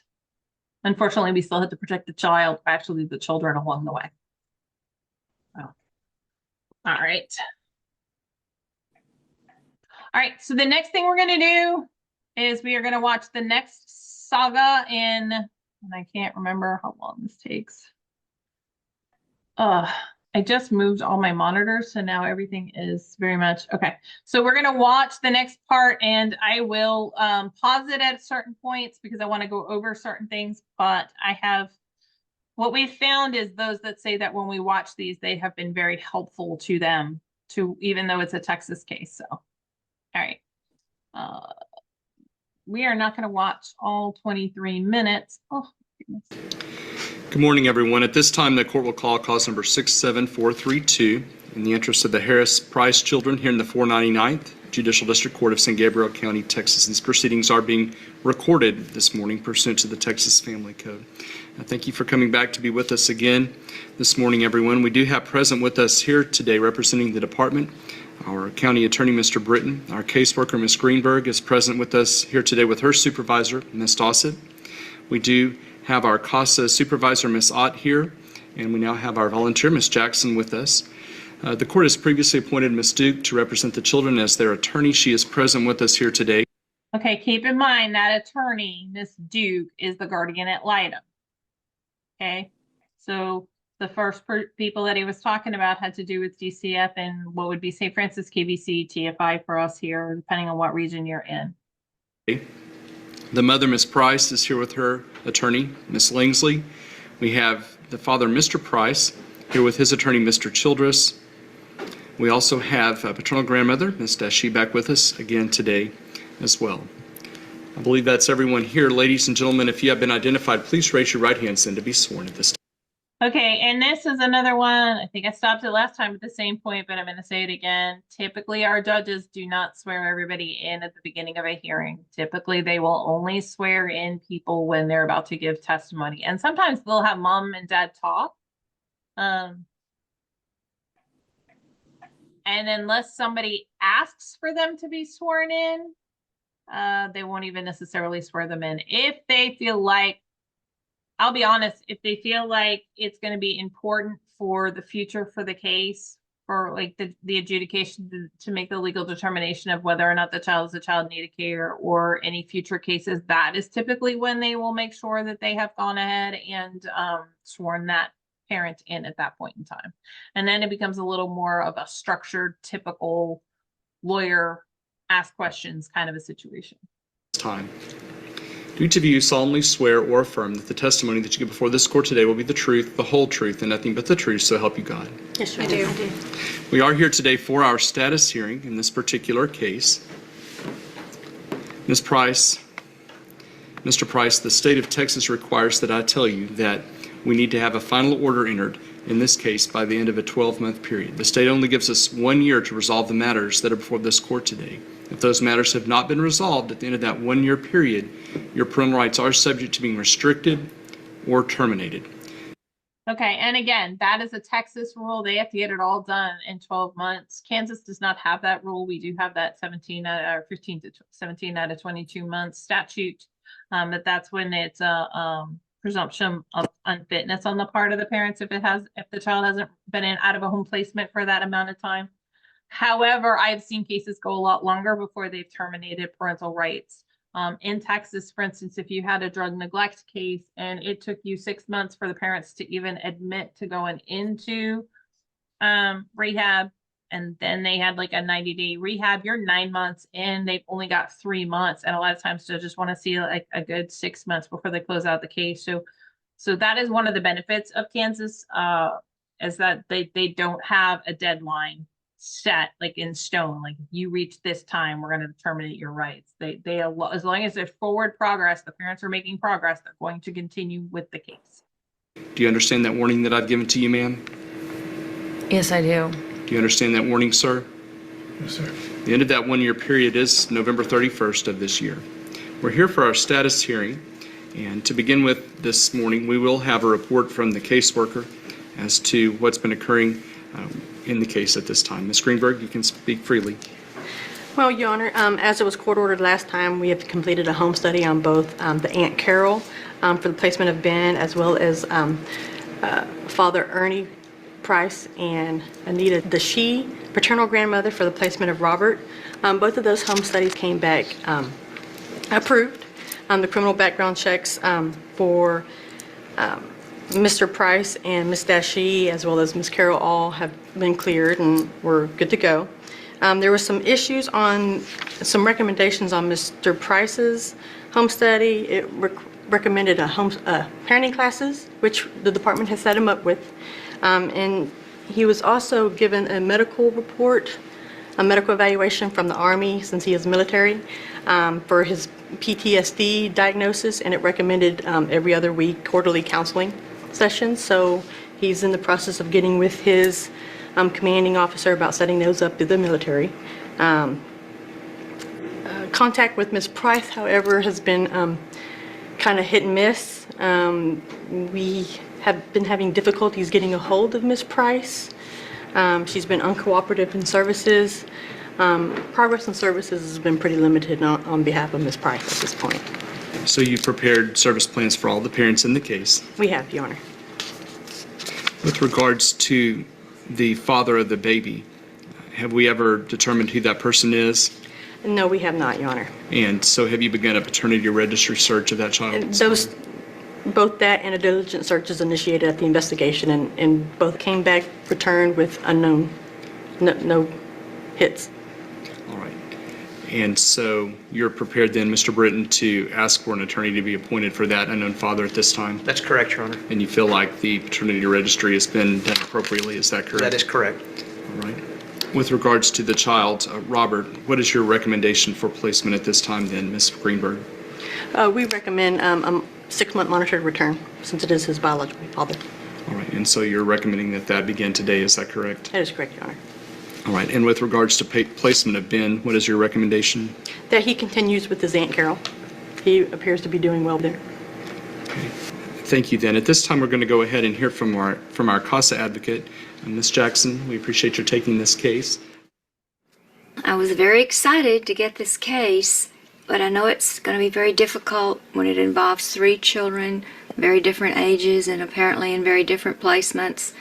It will require a lot of work. It's going to require a lot of research. But I'll start my list of things that I have to do. I'm on my way to see Ben at his school. I'm a little nervous about how to connect with a 14-year-old boy. I think someone told me that he likes to draw. Next time I'll get an art tablet and some supplies and bring to him. And I know he's worried about his dog. And I need to go by the neighbor and see the dog so that I can assure him that the dog is being well cared for. Okay.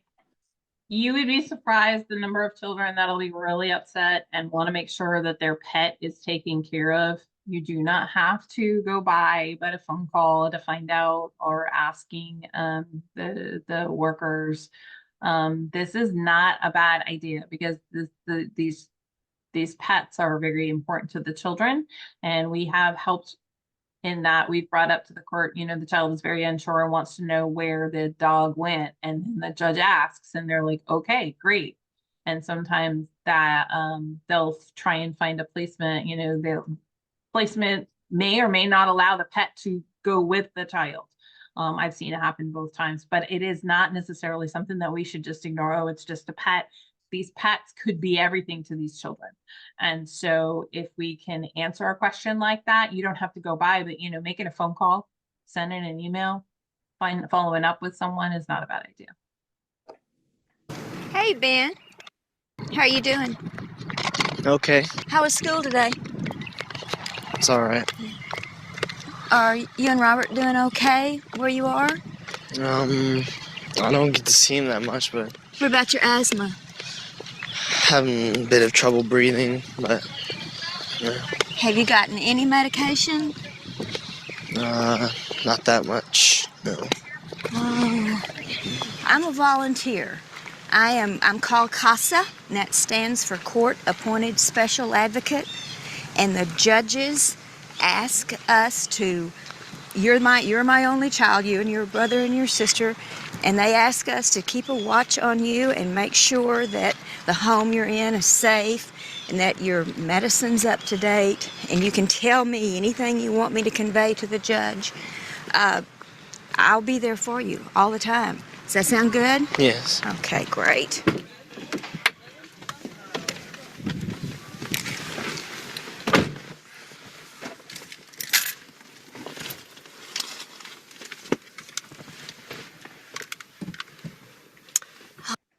Okay, she does it in a recorder. Remember, this is where I've suggested that you come away from the child or you've come away from the visit and you're writing everything down. She just does it into a recording.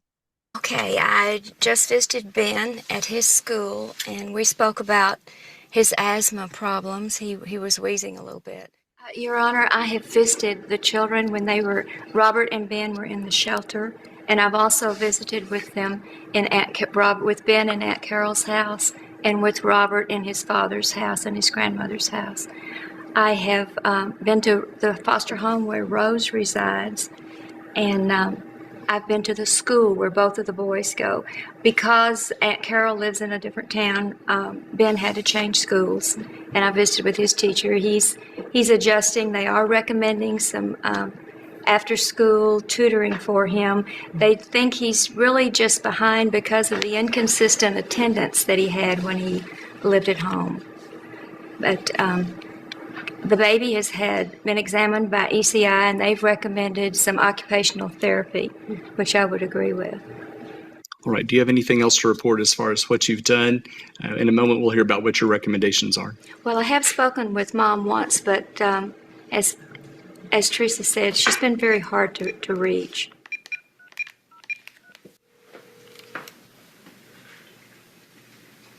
Hi, Kathy. My name is Norma Jackson, and I'm a court-appointed special advocate for your children, Ben, Robert, and Rose. I just wanted to touch base with you, introduce myself, and let you know that we have a doctor's appointment for Rose. My recommendation would be Ben. Okay. Here's on this one. You are not going to be the one informing the parents that there's a doctor's appointment. That is the social worker's job. In Texas, they might do it a little different. It could be for the dramatization, but that is not something that you are responsible for doing. Okay? All right. Ben really wants to see more of his brother and his mother. I would recommend additional visits for them and a psychological evaluation for Ben. If we could have that, I think would be very helpful. All right. Beyond that recommendation, do you have other recommendations at this time? I would really like for the court to ask his mom to complete her services. All right, ladies and gentlemen, unless there's anything further at this time, the court is going to continue. The department is a temporary managing conservator for all 3 children. And at this time, I am going to order a monitored return of the child, Robert Price, to his father's home. We have approved the service plans, and I believe we've announced all the required services that we're requiring for the department to provide for the children previously. So those will be written in the orders and approved by the court at this time. Specifically, the court will order a psychological evaluation of the child, Ben, to be performed within 21 days of today's date. Okay, you might make the appointment, like you might be able to schedule the appointment within 21 days. But I will give you a heads up. It takes way, way, way longer than that to get a psychological evaluation. That's not the speed at which we can do things here. Also, I want to talk about this for a second. The CASA volunteer advocate would have submitted a written report. She gave an oral report. You may have a judge that also likes you to add anything to it. When you've submitted your written report in a timely manner, you are able to potentially speak in the courtroom. However, you do not necessarily have to. If you are uncomfortable with that, you can have your staff member that is taking court notes speak on your behalf. Just let them know what you would want to say. Although sometimes the judge will turn to you, is that correct? And then you would just say yes or no. The other thing is typically you don't have to say anything in court. Okay, I don't want anybody thinking up here that they've got to testify in court all the time. That's not how it works. And if you ever did have, if we knew that you were going to have to testify and go under oath and everything, that there would be prep time that your CASA staff or your direct supervisor would do with you first of all to kind of let you know what they're going to do. And a lot of times, and even the attorneys, the county attorney will talk to you and will even meet with you and say, hey, here's what I'm going to be asking. If you could kind of know this and know that, or, you know, review your reports. This is what I'm looking for. So can it happen? Yes. Does it happen often? No. I have volunteers who have volunteered with our program for 14, 15 years and who've never had to say a word in court. And I have other ones that like getting up every time that there's a hearing because they can attend and they can say something, they can add something new that's happened since their report to or voice in on something. So I just don't want you to feel like you have to do that. Mr. Price, you are going to have to participate in the services as we've addressed earlier, and I know you're going to be working that out with your commanders and your supervisors. And so it's important for you to make sure that you follow through with those. We'll get you a copy of the order so you can provide that to those persons who are in charge of you, and they can facilitate that as well. All right. So we appreciate you, Grandma, and what you've done to help us out. And so this is a big step for y'all, and I congratulate you, and I wish you the best of luck with Robert. So keep up the good work there. We need to go ahead and appoint an attorney then to represent the unknown father for the baby Rose, and I'll do that by the written order here this afternoon before we recess. All right, and finally, Ms. Price, we've approved your service plan here today. Now, you heard what I said earlier about the time that we have. The state of Texas only gives us 1 year to get this case resolved, and of course, we're already over 2 months into that particular time frame. So the clock is ticking, and you look better, you look like you're feeling a little bit better, but we need to have some action behind your appearance. And so actions speak louder than words in this particular court. You've got a lot of things you need to get working on, and as I've told you before, you have a good attorney to represent you to help you with that. You have a good caseworker to help you with that. Everyone in this courtroom is wanting you to be successful, and we want to have these children reunited, but it's going to take hard work and not just words on your part. I want you to make sure that you are compliant with your drug testing and you have that drug and alcohol assessment done. And It's very important that you get your psychological set and done. We talked about that at the first hearing. It still hasn't been done. That's critical information that we need to have. And until we get that information, clock is ticking, and it's going to be difficult for us to make any progress whatsoever until you get these things done. Do you understand what I'm talking about, ma'am? Yeah, I know. Are you able to communicate with your attorney effectively? Yeah. Okay, so she's there to help you out. You have your caseworker there to help you. If you have any problems, you have the support that you need, but it's going to be up to you to get done what you need to get done. You understand what we're talking about? Yeah. Okay, we have a little bitty baby here with Rose, especially little kids, and she's waiting for her mom to get done what she needs to get done. These kids want to come home. They want to be together. They want to be with you. That's what the policy is of this court. That's what the policy is of the state of Texas. That's what everyone sitting in this audience wants. We want you to be successful, but it's going to have to be you making the efforts and you doing what it is that you need to get done before we can accomplish that. It's pretty simple. If you get these things done, you have a good shot of reunifying with your family. If you're continuing to use illegal drugs and be non-compliant, you don't have much of a chance at all. So you hold all the cards in your hand at this time. Do you understand that? Okay, we wish you the best of luck. Congratulations again. We wish you good luck with Robert in that placement. Unless there's anything else, ladies and gentlemen, at this time the court will recess. Okay, so we're gonna stop it there. That bit at the end, that the judge encouraging mom, but letting mom know exactly what the next steps are, that is very common in our courtrooms. That is very, very common. You'll find that like some of our best judges are also the parents' biggest cheerleaders.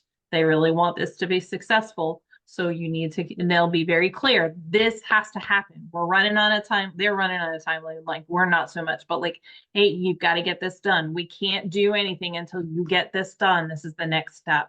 So those kind of conversations really do happen. I always want you to kind of watch. That's one of the reasons why I like these, is because we really get these talking points. You will have time when you're in court. However, sometimes you go to court. Barbara, have you been at, when you work for DCF, were you in court very frequently with the child native care cases? Not, I've also been an assistant county attorney and I prosecuted them. So Okay, yeah. well, there you go. There you go. So she's very familiar with both sides. You know, my comment on, I was a little disappointed. Maybe they did it somewhere else, but that young man said he didn't see his brother often enough. And I think they're in separate towns.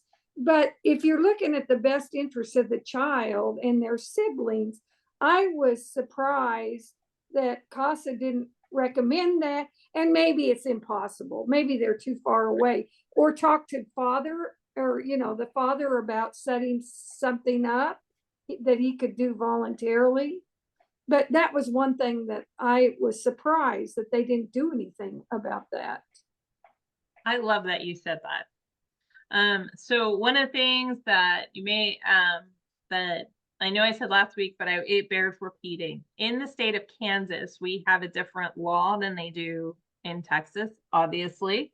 But one of those things is that Ben's dad could technically, under the state of Kansas, even prior to the Federal Family First Act, could have taken all the children because they're siblings. So if he was in a position with his mom to take the other ones, they could potentially have all been placed there as a kinship placement. That is something that I have seen happen quite frequently, and that would have solved a lot of the issues. What I will also tell you is that we do have rules in Kansas that they're supposed to be like 2 sibling visits a month. And so if they're not happening, as I went through on that court report, as you saw, are the sibling visits happening? Or is visitation happening like it's supposed to? Family time. That includes sibling visits. And if they're not happening, yes, be all about that. Be all about saying, hey, this needs to happen, because I have seen judges see that in the court reports, and then they turn to the agencies and like, how can we make this happen? Like, why is this not happening? These children have a bond, they should be together. And so, if this were my case in the state of Kansas, I would have been pushing really hard for all the children to go with Ben if he was willing. And if he was only willing to take the 2 boys, then I would have pushed for that so that at least the 2 boys would have been together. I try not, you don't want to split the siblings at all, if at all possible. But if you have, it might be a situation, he's got a lot going on. You could at least take the 2 boys. And that way the boys who are very, very bonded and older would have been there. So that's a great observation. Thank you. Okay, so now what I'm going to do is we're going to go back into the rooms one more time. And then each room, I want you to come up with one recommendation for this Harris Price Place. Barbara took a good one. Now I can't use that one. Got to come up with another one. And then I want you to give me your basis. So try and figure out 2 or 3 reasons for why the judge should make that order. Everybody clear? Questions before I put you in the room? How long do you guys think you would need? Oh my goodness, my mouse is crazy today. How long do you guys think you're going to need in the breakout room to kind of chat that out and have that done?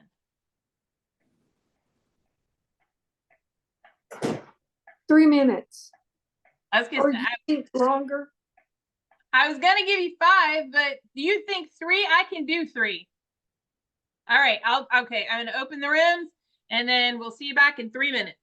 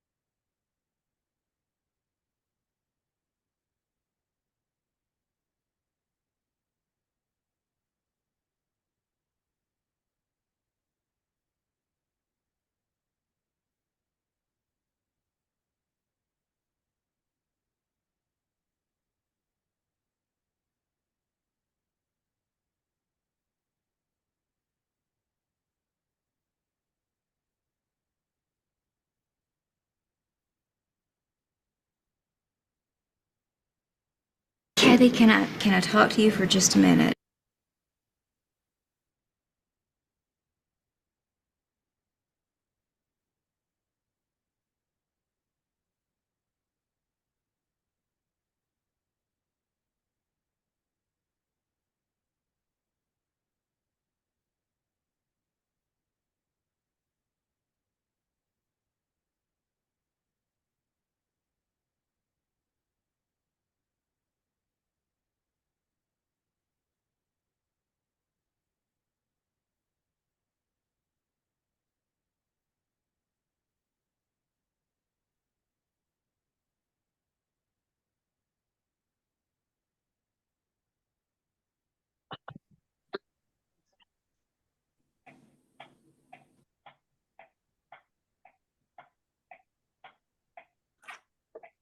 All right. I'll stall back. There we go. All right, hit me with your recommendations and your basis. Well, I think we thought the biggest thing with her is to get an alcohol and drug abuse assessment done, because then, I mean, she said she doesn't even know who the father is, but so that kind of is a red flag that probably she's using, alcohol and drugs to a point that she cannot deal with life at all or take care of kids or any of it. So if you start there, then you can work on the other things. Okay. The recommendation that me and Laura, we kind of came up with the same one, I guess you could say, but was we talked about the substance abuse, Cheryl said, but it was, they said she wasn't going, like they were having a hard time getting in touch with her. She wasn't doing what was recommended for her. So we talked about actually trying to help her out a little bit more by giving her, like a sign-in sheet or something where she could prove that she was actually going to these things, or getting a certificate or something like that, and bringing that certificate back. That would just give, something for her to have as far as, like, proving that she is doing these things, but also something for the CASA rep and DCF and whoever else to see that, okay, yes, she's actually doing this and she's actually going and doing what she's supposed to do. Yep, those are great things. The other thing I would say, baby steps. When you're given that list and that sign in, just little baby steps. Hey, only made it to one meeting in this 2-week period of time, but that's one meeting more than you made it the previous time, and being able to say, hey, let's celebrate that together, and then now we'll work to make it even better. Absolutely. Absolutely. And that's what today we're really going to be focused on, is kind of how we are going to turn some of those conversations into recommendations and the basis, so that as we go through in our court report and kind of go in. So any questions on stuff that we covered tonight? Any questions? All right, we are good for tonight. Y'all did a fabulous job. Pat yourselves on the back. I will send out tomorrow morning another email with your pre-work for next week. Now, I want to say that next week, one of the things I'm going to have you do is I'm going to say either print the case and not look at it, or that if you don't have a printer, not everybody has a printer anymore. So I will remind you again, that doesn't mean if you want to get it printed, go to your CASA office and they can print it for you, or you can just have it as, if you're watching your electronics, just have it on something that you can kind of look at, because as we go through the interviews, we're going to figure out for our case study who we're going to talk to first. And so I don't want anybody to already have read through everything. This is not the time to go ahead and pre-read and be ahead of the class. We want to work it together, because sometimes cases change depending on the order in which you chat. So that is a big one I always want to talk to you. So other questions, anything else? All right, I will say, if you do have an issue with any of the videos like you did the last two this week, I'm going to add that in there for those last two videos that y'all said that you had a hard time with. Please feel free to go ahead and shoot me an email. You will most likely see that I am going to be out of the office. I will be working, but I will be working remotely and traveling. So I'll be working part days for the next week. It's as close to a real vacation as I get. So if you see an out of office thing, I don't want you to panic. I'm still going to be checking my emails. There just might be a delay, and we will still meet next Tuesday. Everything is still good to go. But I will send that out ideally before court, but if not, it'll be right after court tomorrow for you to have all next week. I do ask that you try and get it done by this Sunday so I can look at your stuff, but at least before we come to the next Tuesday session. All right, that being said, have a great week. Have a safe and happy 4th of July. Everybody take care of yourselves. Watch out. There are a lot of people that are going to be consuming a lot of stuff on the roads. I want everybody to be safe, okay? All right, you all have a great night. You too. You too. Thank you.